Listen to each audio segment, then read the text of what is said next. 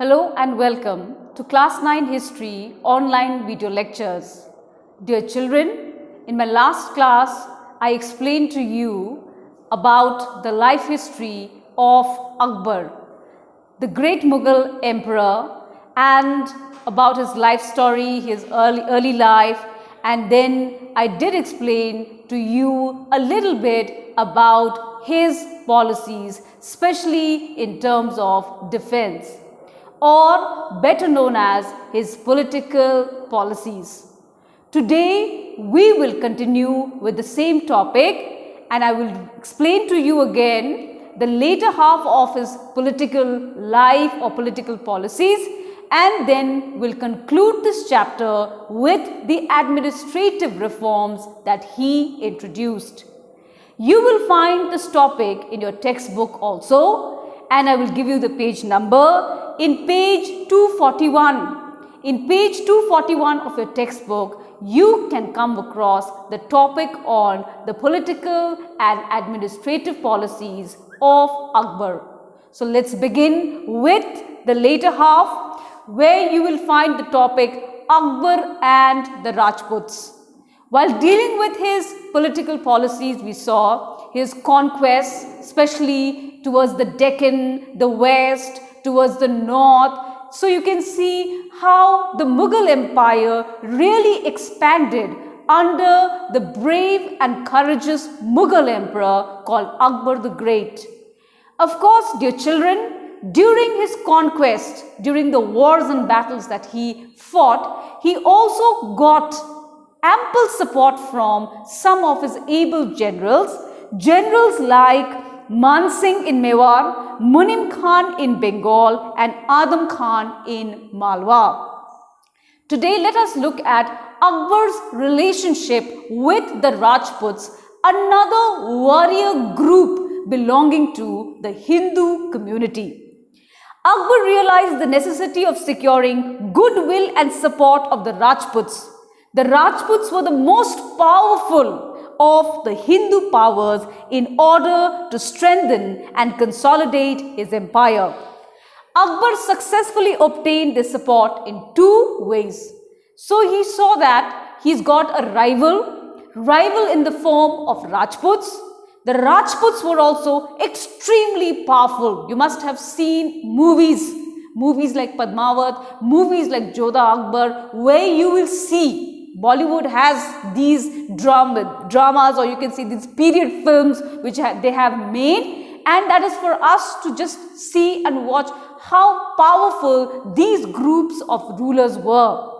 There were two ways in which he gained the support of the Rajputs. One, through matrimonial alliances meaning through marriage, because after you get married into the Rajput family, you become a part of that family, and no one would want to fight with the family or would want to start a battle with their own family members.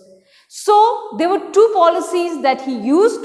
One, either you have a matrimonial alliance, or number two, honoring them with high position. So once you give them high positions, they are not going to stand up against you. This way, he adopted a very good and peaceful conciliatory policy towards the Rajputs. Raja Bihari Mal of Amber, that is Jaipur today, willingly submitted to him and gave his daughter in marriage. So we have seen movies like Jodha Akbar. Jodha was a Rajput princess, whereas Akbar was a Mughal king. But the marriage was also made possible. You had a Hindu princess marrying a Muslim king, and that was possible, marital alliance. His grandson Man Singh was given a high position. Then the Rajput kingdoms of Kalinjar, Jodhpur, Bikaner, Jaisalmer submitted peacefully in 1569 to 70 due to Akbar's love and respect. But we must take into consideration that Akbar was a very loving king at the same time. Mewar was the only Rajput province which never submitted willingly to the Mughals. Akbar's Rajput policy was a success, and they became his permanent allies, allies meaning partners.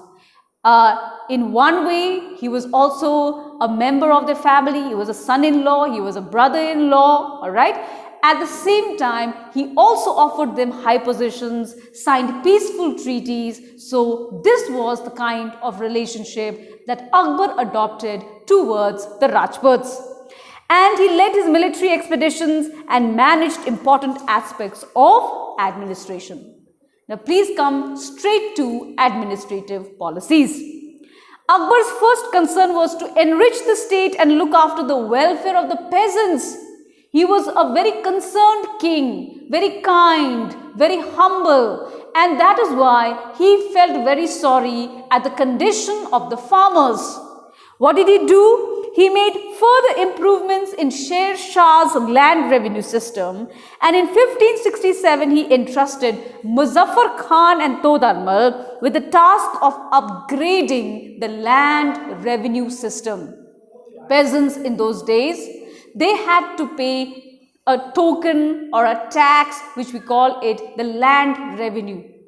So he made changes in the land revenue which would not harm or which would not upset the peasants. They instructed the Kanangos to provide accurate information on the area of land, agricultural, non-agricultural, the produce, land revenue statistics, and on the basis of the reports, a new measuring rod made of bamboos connected by iron rings was introduced. On the basis of the fertility, land was divided into three categories, good, middle and bad, and the revenue was also assessed. So he did everything painstakingly, trying to find out which land was fertile, which was not, which is agricultural land, which is non-agricultural land.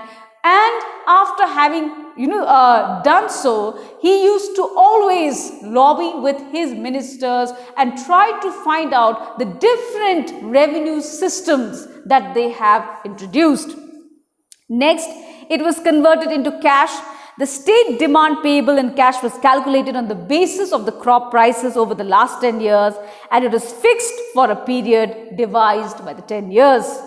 The system of Raja Todarmal was known as the Dasala system. Alright, Dasala meaning 10 Sal for 10 years. The state gave loans also to the farmers, sometimes pardoned the revenue. If they could not pay the taxes on time, death in the family, natural calamity due to flooding, taxes could also be evaded, and during famines, and brought reclaimed land under cultivation. So, and under the army, what did he do? Besides continuing with branding of horses and attendance of soldier, Akbar also introduced a new system known as the Mansabdari system. This is another policy of Akbar. A Mansab is a military rank, just like you have generals and major generals and lieutenant and captain. The kind of post that was issued to these army men, this is called Mansabdari system. The Mansab started from the rank of 10 and went up to 10,000 Mansabs of higher rank were generally reserved for members of the royal family. The Mansabdars were directly appointed by the emperor because he was a great emperor and he wanted a very good set of efficient generals and army.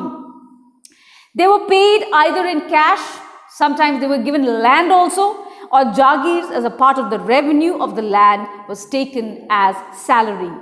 The Mughal army had boats, but they did not have any proper navy. So therefore, from the Mughal Empire chapter, only thing that you need to learn is regarding the rulers. You have to learn about Akbar. We have already looked at his early life. Then we have looked at his political conquest, and today we conclude with the administrative policies. Thank you very much for watching.